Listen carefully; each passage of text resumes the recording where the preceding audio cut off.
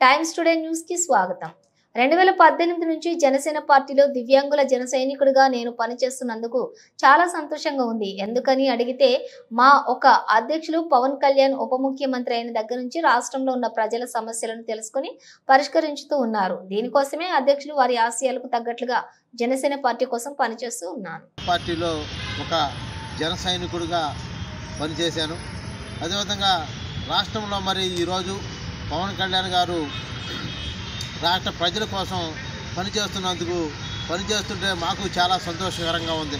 మరి రాష్ట్రంలో 2018 నుంచి కూడా ఇప్పటి వరకు కూడా పవన్ కళ్యాణ్ గారు ఉప ముఖ్యమంత్రి అయ్యేంత వరకు కూడా మరి మేము పార్టీ కోసం పనిచేసి ఆయన్ని మరి కూటమిలో ఉన్న సభ్యులందరినీ కూడా గెలిపించుకున్నందుకు, అదేవిధంగా ఈరోజు పవన్ కళ్యాణ్ గారు ప్రతి ఒక్క సమస్యను కూడా ఆయన దగ్గరికి వచ్చింది, ప్రజల సమస్యల్ని తీరుతూ ఉన్నాడు. కాబట్టి నేను పార్టీ కోసం పనిచేసినందుకు మరి ఈరోజు ప్రజలకి న్యాయం జరుగుతుంది, నా ఒక్క దివ్యాంగులకు కూడా న్యాయం జరుగుతుంది.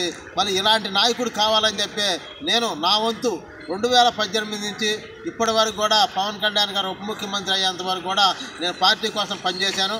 పార్టీ కోసం పనిచేసి మరి ఈరోజు ప్రతి ఒక్క తండాలో ప్రతి ఒక్క ప్రజలకే పవన్ కళ్యాణ్ గారు ఒక మంచి ఆలోచనతో ఆయన పనిచేస్తూ ఉన్నాడు. ఆయన కోసం పార్టీ కోసం నేను పనిచేసినందుకు నేను చాలా సంతోషపడుతున్నా. ప్రజల కోసం, యువత కోసం, ఉద్యోగ ఉపాధి కోసం ఆయన పనిచేస్తూ ఉంటే నాకు చాలా సంతోషంగా ఉంది. నాకు ఏ పార్టీలో కూడా ఏ పదవి కూడా అవసరం లేదు. పార్టీలో నేను ఒక కార్యకర్తలాగా, ఒక జన సైనికుడిగా నేను పనిచేయాలనే ఆలోచనతో ఉన్నానని చెప్పి ఈ రాష్ట్రంలో ఉన్న ప్రజల కోసం, యువత కోసం, ఉద్యోగ అవకాశాల కోసం మరి పవన్ కళ్యాణ్ గారు పనిచేస్తున్నాడు. కాబట్టి ఇలాంటి నాయకుడు కావాలని చెప్పి నేను కోరుకున్నాను. అలాంటి నాయకుడు ఈ రాష్ట్రానికి వచ్చాడు, ప్రజలందరికీ కూడా మంచి చేస్తున్నాడు. కాబట్టి మరి నేను ఆయనకి ధన్యవాదాలు తెలియజేస్తున్నా. ప్రజల కోసం మీరు ఇలా చేయాలనే నా ఒక ఆలోచన.